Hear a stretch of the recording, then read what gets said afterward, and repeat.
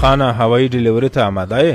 بلې حرکت دی د خیره 080 15 92 دا د میشن کوډ دی یا دا د کندهار د خوړو مرکز نمبر دی. شان دي پرد سره پارسل کړل؟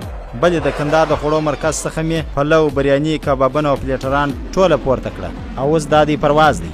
خانه تا کولی سوای چې دا ډر دې پر موټرسایکل رسولی وای، نو په دا جټ تیاره کې ولې؟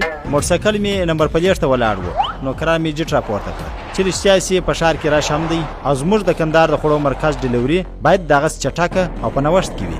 خانه کرشمه خبره ده چې ته د کندهار خوړو مرکز خواړه په جټ کې رسوي؟ دا جټ ګر سره ډېره رانیول ولسني په ښار کې ټکر وکړي. خانه دښمن در پسې سو؟ اوس یې ګوره.